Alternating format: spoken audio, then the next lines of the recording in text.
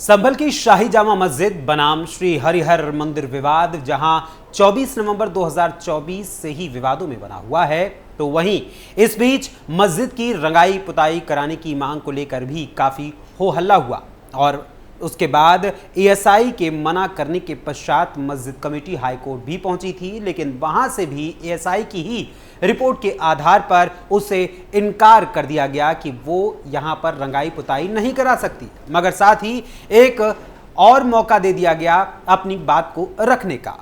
और इस मौके पर संभल की शाही जामा मस्जिद की कमेटी ने एएसआई की रिपोर्ट पर अपनी आपत्ति दर्ज कराई, तो वहीं अब इस मामले पर अगली सुनवाई 10 मार्च को होगी और हिंदू पक्ष के पास मौका है कि वो इस मामले पर अपनी बात रख सके।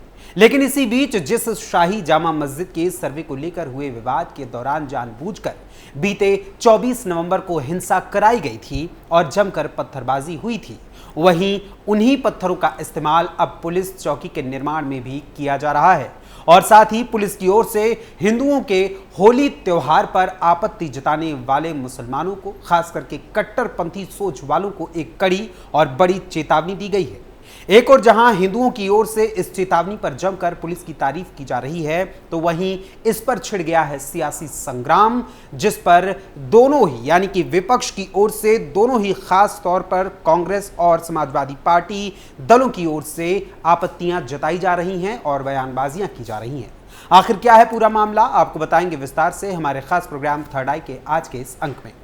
नमस्कार, वंदे मातरम, कैपिटल टीवी उत्तर प्रदेश देख रहे हैं आप और मैं हूं आपके साथ अखिलेश पांडे।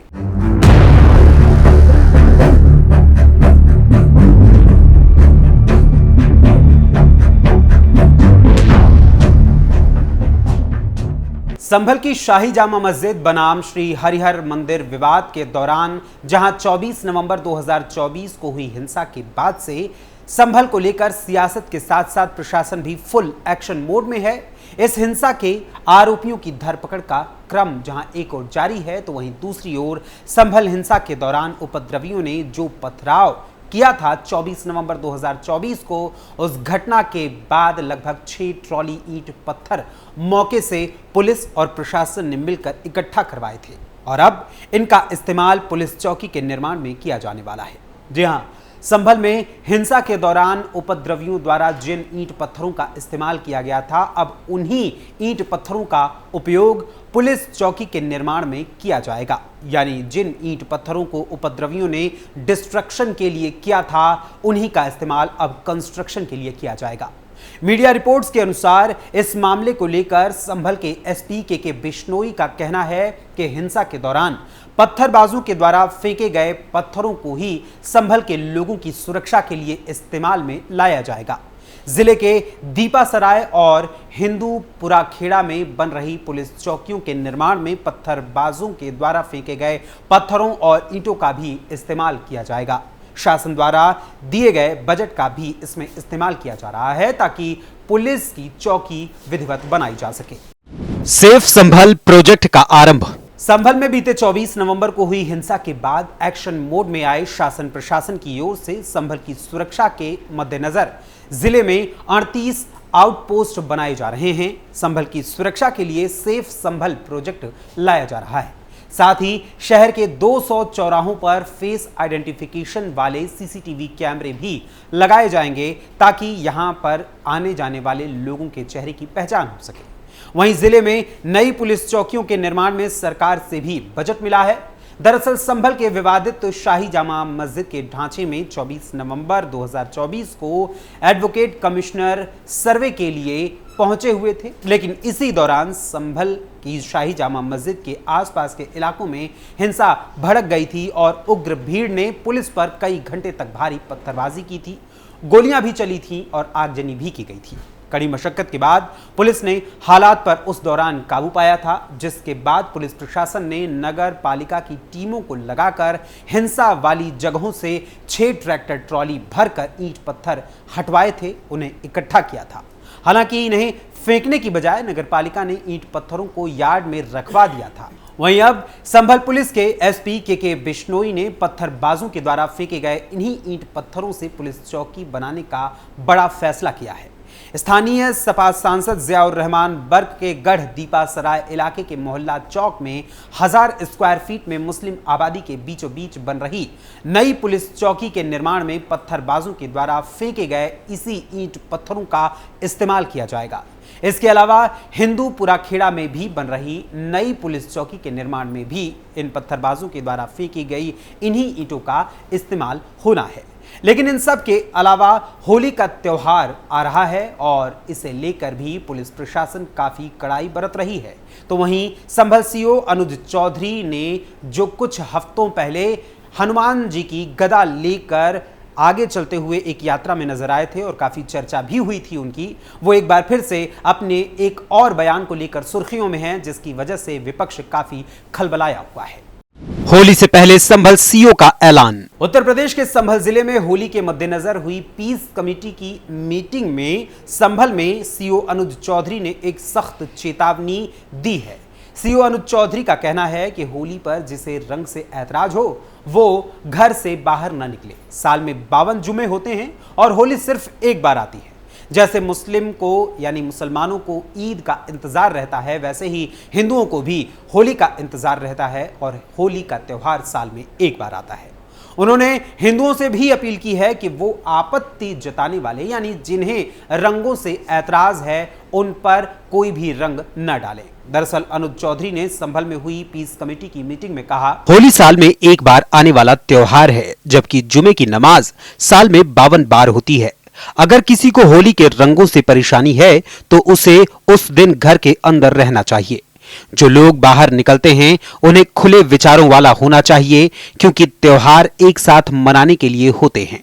जिस तरह मुसलमान ईद का बेसब्री से इंतजार करते हैं, उसी तरह हिंदू होली का इंतजार करते हैं। लोग रंग लगाकर, मिठाई बांटकर और खुशियां फैलाकर जश्न मनाते हैं।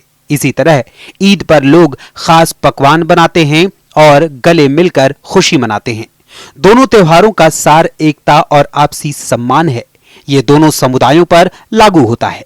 अगर कोई रंग नहीं लगाना चाहता है तो उसे मजबूर नहीं किया जाना चाहिए। सीओ अनुज चौधरी के बयान पर भड़का विपक्ष। संभल सीओ अनुज चौधरी के होली और जुमे की नमाज को लेकर कहे गए वक्तव्य को लेकर विपक्ष ने उन पर निशाना साधते हुए बयान की निंदा की है। समाजवादी पार्टी के प्रवक्ता अमीक जामेई ने सीओ अनुज चौधरी पर हमला बोलते हुए सोशल मीडिया पर एक पोस्ट किया। उस पोस्ट में उन्होंने लिखा है कि वो सरकार की चापलूसी कर रहे हैं, यानी वो अनुज चौधरी को सरकार का चापलूस बता रहे हैं। सपा प्रवक्ता अमीक जामेई ने सोशल मीडिया पर पोस्ट करते हुए लिखा, सीओ अनुज चौधरी ने बीजेपी को खुश करने के लिए मुसलमानों के खिलाफ बयान दिया है। इससे बड़ा चापलूस कोई नहीं हुआ। इन्हें पता है कि ड्यूटी नहीं निभानी। मर्डर केस में बीजेपी ने मदद करी, इसलिए उसे खुश कर रहा है। इसके करियर में एहसानात थे हमारे बड़ों के। विदेश गए, नौकरी लगी, रंगबाजी समाजवादियों से सीखी। जिस दिन सरकार बदलेगी तब ऊपर वाला प्रत्येक मामले में न्याय करेगा। यानी सपा प्रवक्ता अमीक जामेई एक तरफ तो सीओ अनुज चौधरी को चापलूस तो बता ही रहे हैं, लेकिन साथ ही उन्हें धमकी भी दे रहे हैं कि सरकार बदलने पर हिसाब होगा। वहीं सपा के साथ साथ यूपी कांग्रेस कमेटी के प्रदेश प्रवक्ता मनीष हिंदवी ने भी सीओ अनुज चौधरी के बयान पर आपत्ति जताते हुए उन पर पलटवार किया है।